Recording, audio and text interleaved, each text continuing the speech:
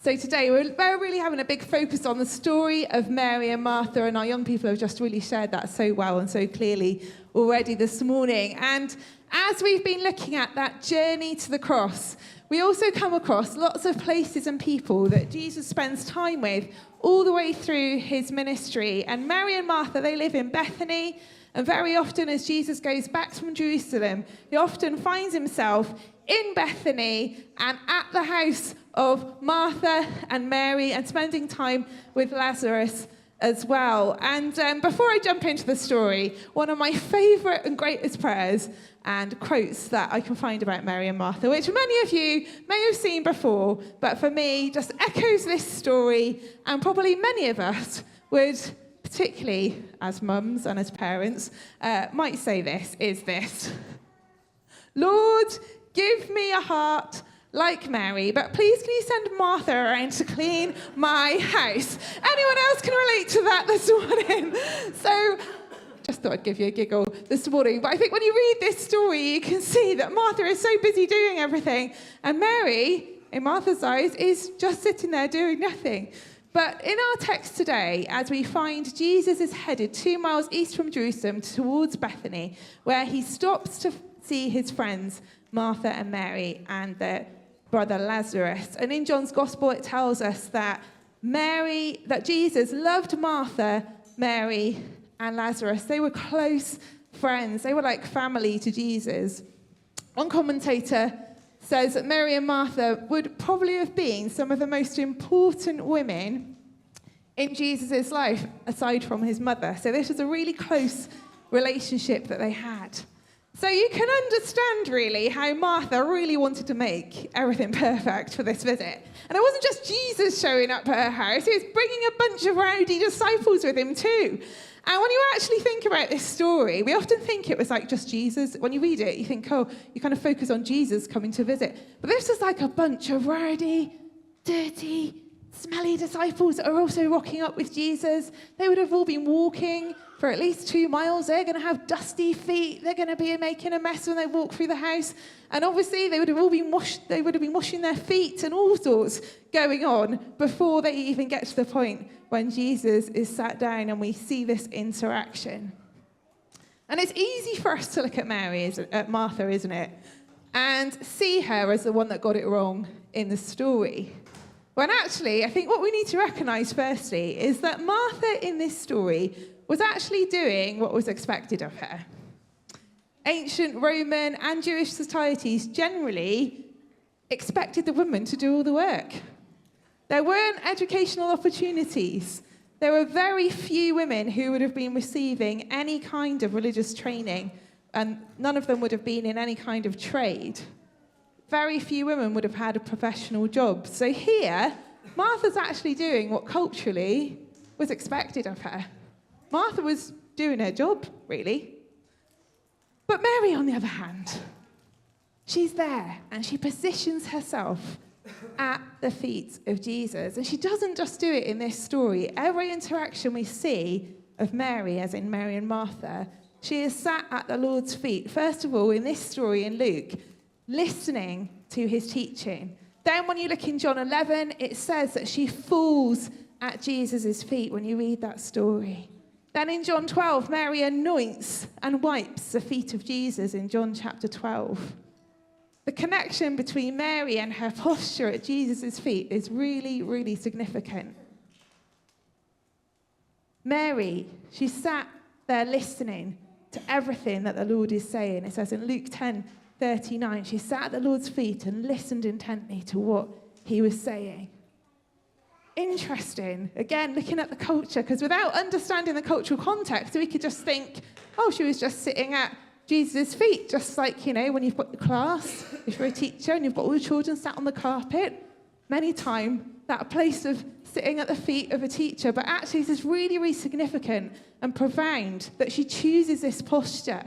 Because in Jewish tradition, sitting at the feet of a teacher was the place and position that usually a male would take, maybe at the age of 12, 13, when they were going into the next step, the depth of teaching of the Torah, and they'd find themselves at the feet of a rabbi learning, and it was a place that usually you would find the men. But here we find Mary. Jesus doesn't send Mary off to go off with Martha. He sees her posture as a disciple, and he affirms Mary's posture. See in the text when he says Mary has chosen the better part, the one thing. Mary's posture also reveals that Jesus recognizes Mary as a disciple as equally as the men that were there on that day. And I don't know who you are today, or I know who some of you are. I don't know where you find your position this morning, whether you're at Jesus' feet, whether you're just kind of standing at the door, whether actually you just kind of wandered in this morning with your family. But I know for sure today that there is a place at Jesus' feet for each and every one of us this morning. Isn't that powerful?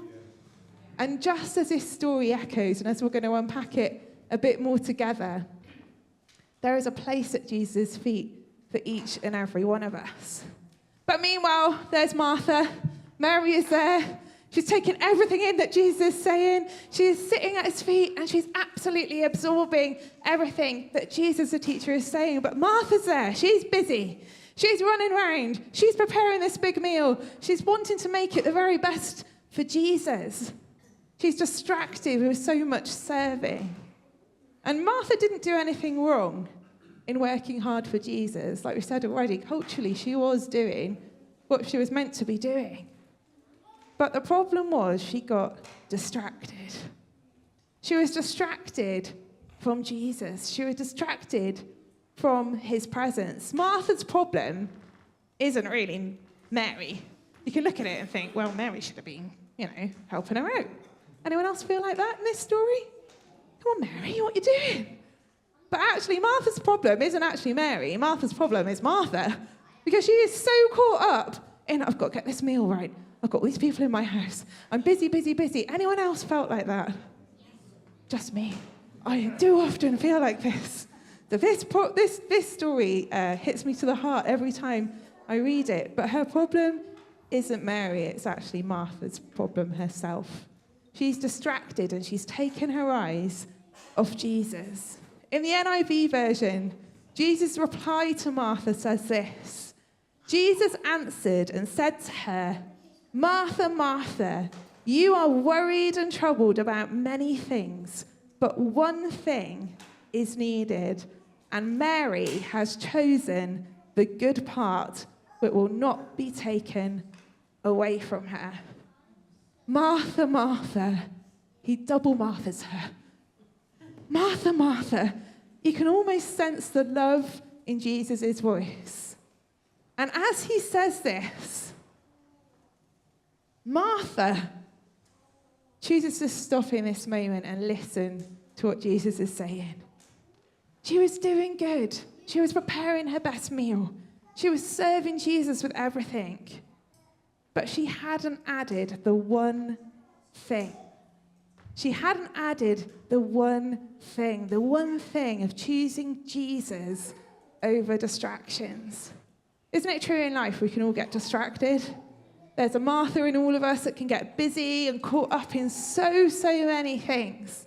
I'm thankful for the people in my life that do a Hannah from time to time, reminding me of the one thing, reminding me to rest at times or to stop at times.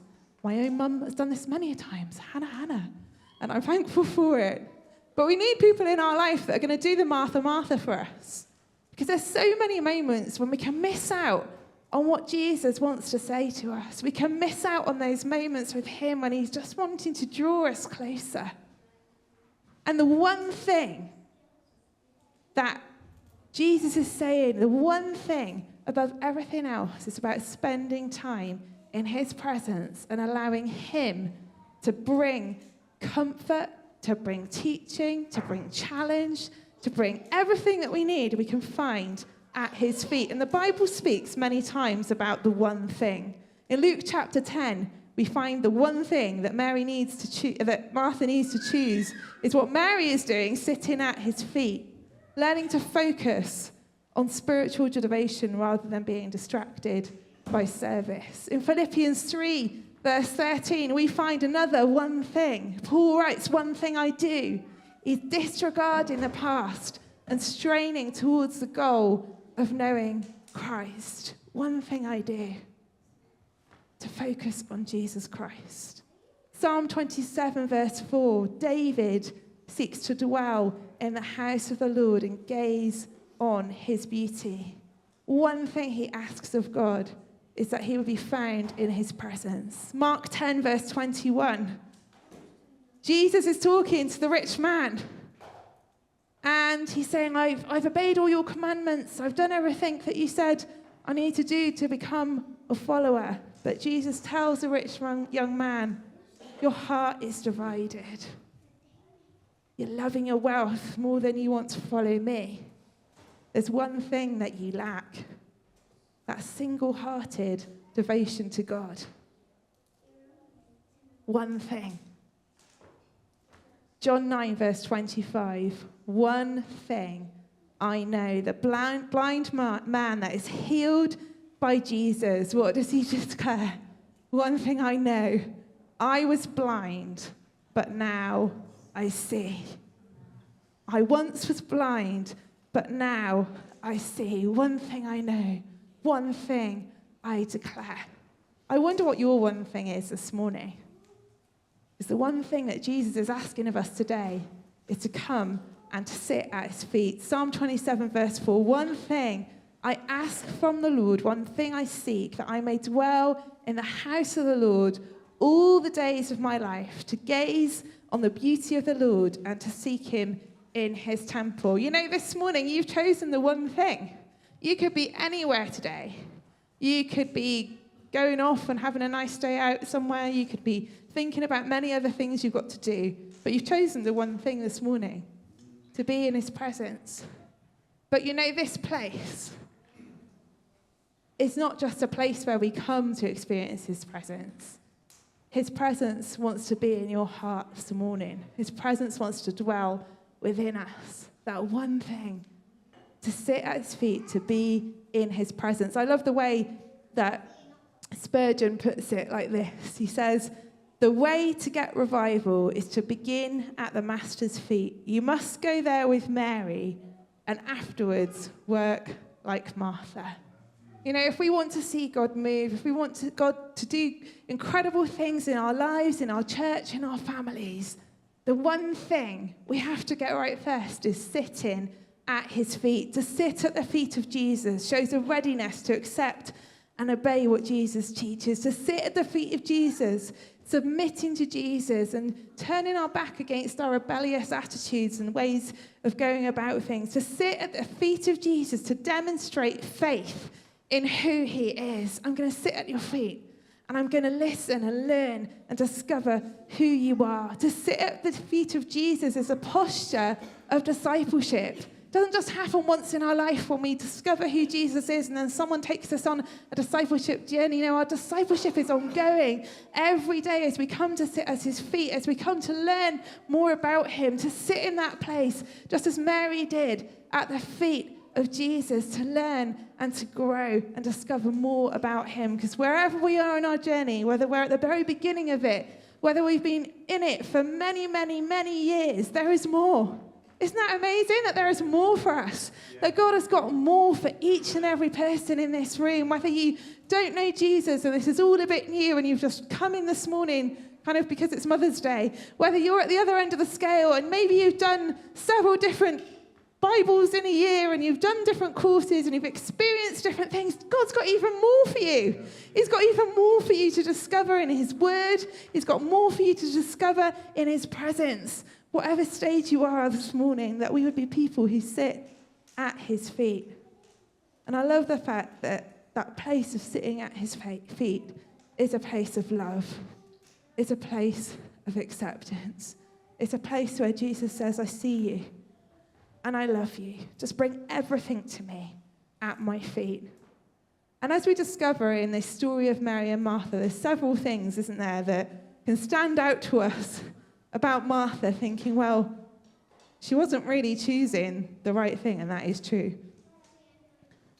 But the one thing that Jesus shows Martha in demonstrating it through Mary is to come and sit at the feet of Jesus. Martha doesn't retaliate and say much after that. The story doesn't actually go on much further. You kind of get that point where the penny drops with Martha, and here she is. And I could go on and we could apply this story and I could tell you lots of things, but I thought it's Mother's Day, and on Mother's Day very often I like to include different women in our church who very bravely come up and share and tell us a bit more about how they apply this story to their lives. So I would love you to join me in welcoming some amazing ladies who are going to help me with this next section of this morning. And we're going to invite up Leonora and Jan and Mandy. Let's give them all a big round of applause.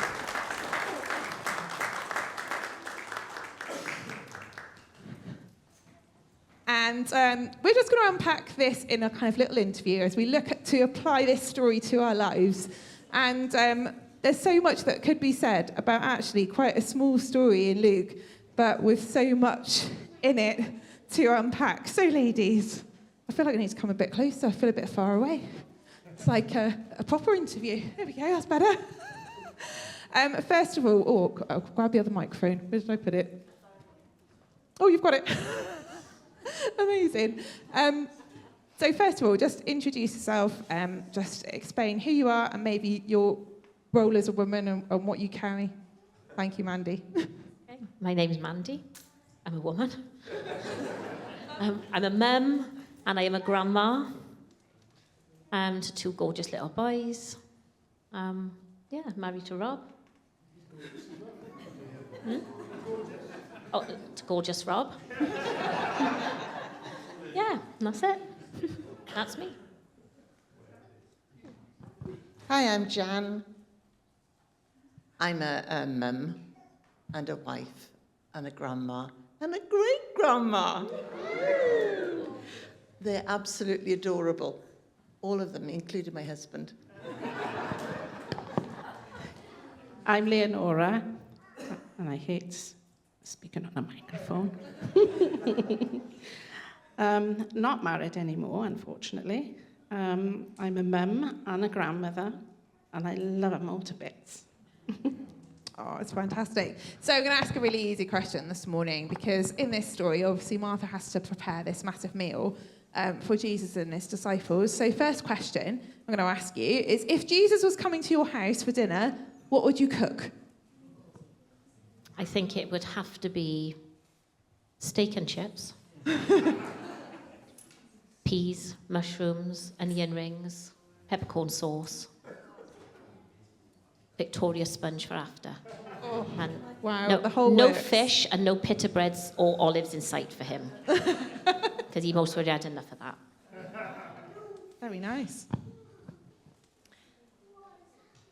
I think most people know I'm not a brilliant cook, so it would have to be something really simple, and I'd want to be able to talk to him, so I'll make beef stew, and then we can all sit around and talk. So I haven't got to fuss with anything. You just sit down, eat, and talk. Amazing. Get the slow cooker out. I would offer him fish and vegetables, warm bread, some fruit and wine maybe, because that's what I like. Very nice. Did you notice all of that was very thought through, wasn't it? I love it. A very special dinner indeed. So, big question now. I've talked a little bit and shared a bit of an introduction to Mary and Martha. Which sister do you relate to the most and why? I relate to Martha the most, because I'm a bit of a doer. If there's something to be done, I would rather be getting on with it. I'd rather move a chair and move a table and do this and do that without asking anybody else. And I like to do it now. I don't like it if people say, I'll do that in 5 minutes. No, I've got to do it now, and I've got to get on with it and do things. So I do relate to Martha, because I think that's what I would have been like. If I'd known they were all coming, I would wanted everything to be perfect and everything to be out on the table and the house to be clean, and that would have been my priority, I think. I'm also a Martha, which is strange because I'm retired now and I've got all the time in the world to sit at Jesus' feet. But while I'm sitting there, I'm thinking, well, I should be doing that. I'll just pop and do something, and then I'll come back and be at Jesus' feet. So I'm afraid I've got a Mary heart, but a Martha head. I think for many years I was definitely a Martha and still am a bit. Always busy, totally house proud, and a feeder of people, both family and friends, like we all are, I think. Never seemed to stop and had no time for Jesus in my life. So yeah, lots of different reflections there and just around that busyness of life. So next question is this, like, how can we as women and as men and just in our day-to-day lives, how can we have that Mary heart in a Martha world that is so busy and so demanding of us and so distracting at times? How can we have a Mary heart in a Martha world? It's a very tricky question, isn't it? Because I think especially as women, we do feel as though we have to be doing everything all the time. And like you said, this world is so busy. And I think the world expects you to be busy. You have to be doing things and you have to look to be doing things all the time. So to have a Mary heart, I think it's stopping, realizing what the priority is, what isn't important, because there's lots of things we do, isn't it, that are not important, but we tell ourselves that we have to do them, and making time for Jesus, and stopping and thinking, right, okay, Jesus has to come first. I have to prioritize Jesus first before I can do anything else. You know, there's that, I just thought there's that poem, isn't there, about I've got so much to do today, I have to get up and do this, and I have to get up, and I haven't got time to do this. But then whoever wrote it stopped and said, I have so much to do today that I have to make time to pray. So in this busy world, stopping at the start of the day, talking to Jesus, giving that day over to Jesus is how you can have a Mary heart, even though our world is very busy and our lives are always very busy. I can't follow that, can I?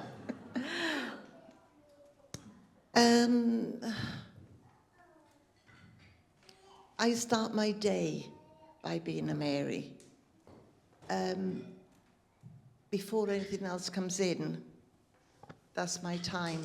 But I also think that over the years, you've learned to sit at Jesus' feet and have learned things from him, that part of you is then being a Mary in the world. So it's not that you've got to do things. It's that when the Spirit says, I think you ought to make a phone call, why didn't you pop in there? I'm sitting at Jesus' feet because he's going with me to wherever I am. So that's my little bit. And the other time that I get to be quiet is I'm very lucky. Lord drives everywhere. So my mind can go anywhere, and I just sat there. Perhaps it's just looking and seeing things, or it's going and giving thanks for everything that I am seeing.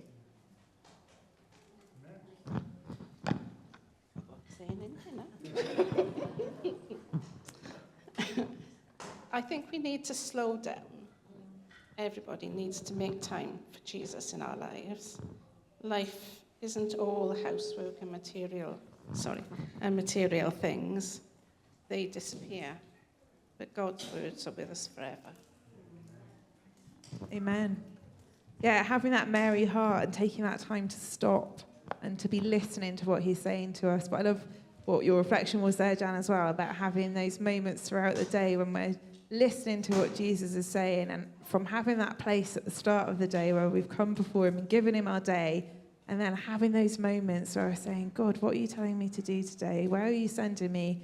What are you showing me? And having those moments when he can speak to us and sometimes really direct our steps into the day to meeting certain people or sharing our faith with somebody, and knowing that we've spent that time first and foremost without that distraction to be able to really listen to what he's saying.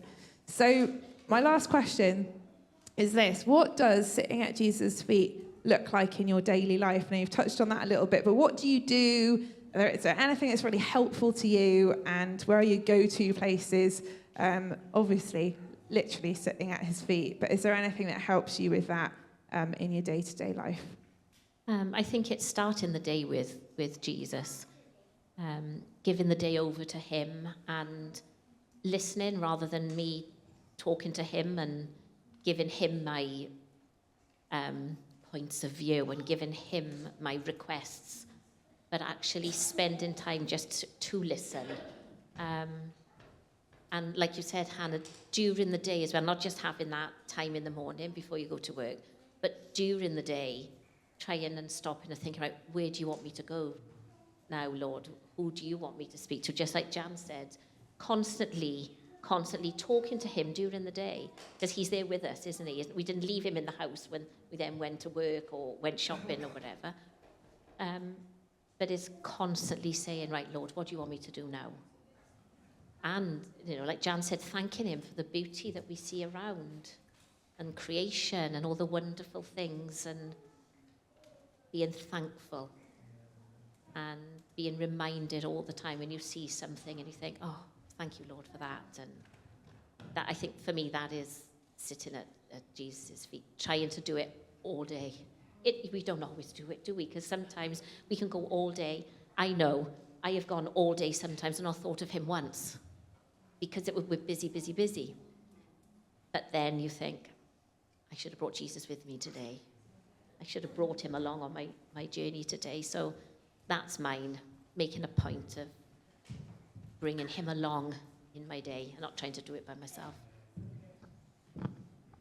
I think at the start of the day, when you have your time of prayer, at the beginning of the day, you tend to come with a shopping list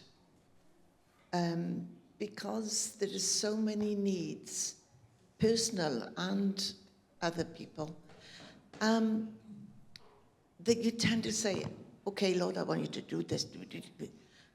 But I like to just say, Lord, I'm coming before you, just me. Just take me as I am. And thank you right at the beginning of the day. Thank you for giving me the day. At my age, you've got to give thanks. Because there is so much to be thankful for, but I don't want to use God as somebody to do things for me.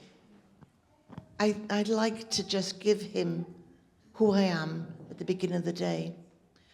And I also think my Mary moment is when I walk in here on a Sunday, and the worship team that are tremendous to lead us into worship, and you just get lost. It's just you and God. And yes, we've got all our lovely friends here that we can chat to. But when it comes down to it, when you're singing and praising, it's just you and God. That's my Mary moment. I like to start the day as well, to ask God to help me through the day with whatever it's I'm doing. Usually something for Alana and Oscar. But I think being still and quiet, maybe reading my Bible or listening to some worship music, just resting in God's presence during the day.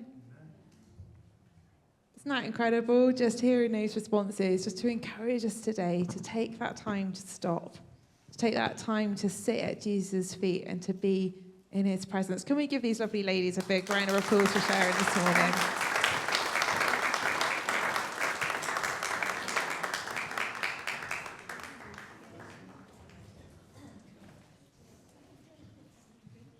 I just want to encourage you as we just come to a close this morning. Very often we can read these stories and we think, oh yeah, we've heard that story before, or we've heard a message about it before, but I think every time we come to a story like this, actually there's a challenge for us all, isn't there? To not be distracted like Martha, but to come once again afresh and sit at Jesus' feet. And I just want to encourage you today that there might be people here this morning and you're like Mary. You know how to serve and you also know how to sit at Jesus' feet. And that's an incredible place to be. And you really inspire us, like all of those ladies that came up today. What an inspiration to all of us. And how they've been so honest in their responses, but also in how they then daily take that moment and that time to sit at Jesus' feet. And maybe you're like Mary and you're thinking, actually, yeah, I know how to serve and also to sit at Jesus' feet. And my challenge for you today is that there is more. There is more for you.